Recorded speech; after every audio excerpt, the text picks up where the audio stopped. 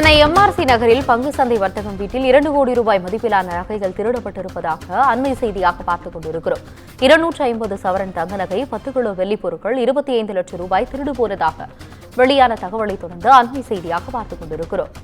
Chennai MRC நகரில் பங்கு சந்தை வர்த்தகர் வீட்டில் 2 கோடி ரூபாய் மதிப்பிலான நகைகள் திருட்டு அண்மை செய்தியாக பார்த்துக் கொண்டிருக்கிறோம். 25 லட்சம் ரூபாய் திருடு போனதாக பட்டினப்பாக்கம் காவல் நிலையத்தில் புகார் அளிக்கப்பட்டுள்ளது. சென்னை எம்ஆர்சி நகரில் பங்கு சந்தை வர்த்தகர் வீட்டில் 2 கோடி ரூபாய் மதிப்பிலான நகைகள் திருடு போனதாக தகவல் வெளியாகியுள்ளது. இதுகுறித்த அண்மை செய்தியை பார்த்துக் கொண்டிருக்கிறோம். சுமார் 25 லட்சம் ரூபாய் திருடு போனதாக பட்டினப்பாக்கம் காவல் நிலையத்தில் புகார் அளிக்கப்பட்ட நிலையில் அண்மை செய்தியாக பார்த்துக் கொண்டிருக்கிறோம். சென்னை எம்ஆர்சி நகரில் பங்கு சந்தை வர்த்தகர் வீட்டில் 2 கோடி ரூபாய் மதிப்பிலான நகைகள் திருட்டு. 250 சவரன் தங்க நகை உள்ளிட்ட பொருட்கள் திருடு போயிருப்பதாக கூறும் நிலையில் இதுகுறித்த விரிவான தகவல்களை நமது செய்தியாளர் சுப்பிரமணியம் வழங்க கேட்கலாம். வணக்கம் சுப்பிரமணியன், உங்களுடைய தகவலை சொல்லுங்க.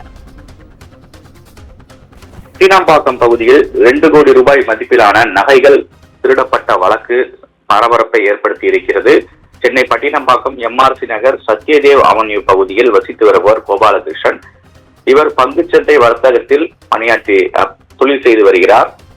இவருடைய வீட்டில் இருந்த 250 சவரன் தங்க நகைகள், 10 கிலோ வெள்ளி பொருட்கள், 25 லட்சம் பணம் ஆகியவை திருடு போனதாக பட்டினப்பாக்கம் காவல் நிலையத்தில் புகார் அளித்தார். இந்த புகாரின் தொடர்ந்து போலீசார் நேரடியாக சம்பவ இடத்திற்கு சென்று விசாரணை மேற்கொண்டார்கள். அந்த விசாரணையில் அந்த வீட்டில் பணியாற்றி கார் ஓட்டுநராக பணியாற்றி வரக்கூடிய சரவணன் என்பவர் மீது சந்தேகம் எழுந்திருக்கிறது. அது தொடர்பாக காவல்துறையினர் விசாரணை நடத்தி கொண்டிருக்கிறார்கள். மேலும் அந்த வீட்டில் வசித்து வரக்கூடிய மற்ற பணியாளர்களிடமும் காவல்துறையினர் தற்போது விசாரணை மேற்கொண்டு வருகிறார்கள். கைரேகைகளை பதிவு செய்யக்கூடிய பணியிலும் ஈடுபட்டு வருகிறார்கள். மேலும் சிசிடிவி காட்சிகளை ஆய்வு செய்யக்கூடிய பணியிலும் காவல்துறையினர் ஈடுபட்டு வருகின்றனர். இது மட்டுமல்லாமல் கார் ஓட்டுநர் சரவணன் எத்தனை மாதங்களாக இங்கு பணியாற்றி வந்திருக்கிறார், அவருடைய பின்னணி என்ன என்பது குறித்தும் காவல்துறையினர் சந்தேகத்தின் அடிப்படையில் விசாரணை நடத்தி கொண்டிருக்கிறார்.